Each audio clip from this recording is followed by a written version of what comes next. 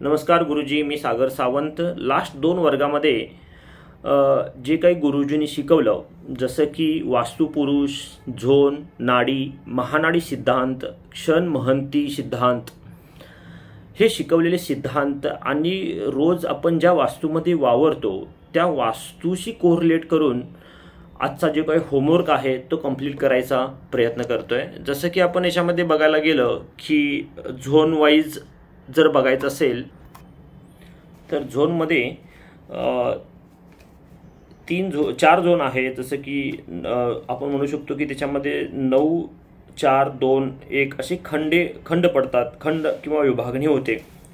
जसं की आता जर माझ्या घरचा गावाचा जर विचार केला तर तो एक खंड मी काढला, त्या खंडामध्ये मी 9 खंड आणि परत बनवले। 9 खंडामध्ये जर बघितलं तर माझं राहतं घर जे आहे ते ईशान्य कोपऱ्यामध्ये, खंडाच्या ईशान्य कोपऱ्यामध्ये येतं आणि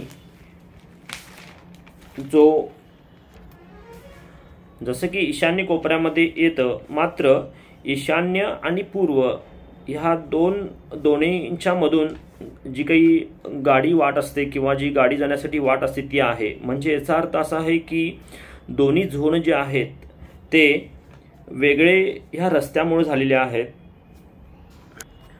म्हणजे की ईशान्य कोपऱ्यामध्ये हे माझं घर आणि अवतीभोवती असणारे जे काही गृहस्थ आहेत किंवा अवतीभोवतीची जी घरं आहेत ती मोस्टली स्वामी किंवा जे भटजी आहेत या लोकांची घरं अवतीभोवती आहेत।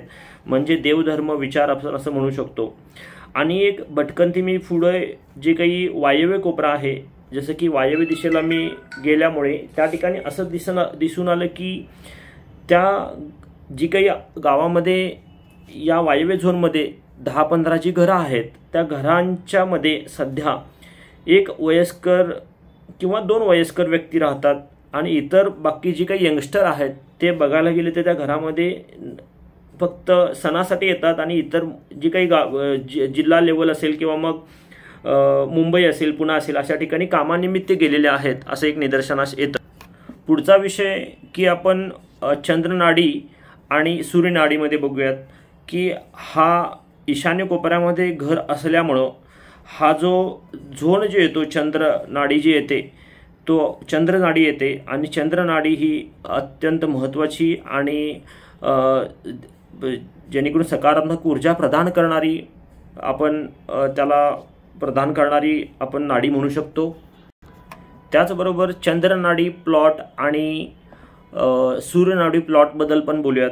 जसं की माझं शेत जे आहे ते पूर्व पश्चिम आहे, म्हणजे आपण म्हणू शकतो की त्याला आपण असं म्हणू शकतो की ती पूर्व पश्चिम असल्यामध्ये सूर्यनाडी म्हणू शकतो आपण। जसं की सूर्यनाडीचं बघितलं, सूर्यनाडीचा जर परिणाम किंवा त्याची जी काही मिळणारी फळं बघितली तर ती त्याच्यापासून मिळणारी जी काही किरणे जी आहेत ती सूर्याची किरणं जी आहेत ती उष्ण किरणं कंटिन्युअस पडत असतात।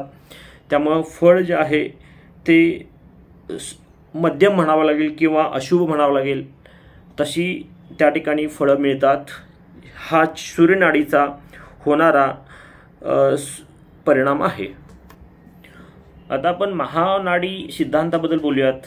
जसं की महापुरुष मंडलामध्ये 6 नाड्या ज्या आहेत त्या खूप महत्त्वाच्या आहेत।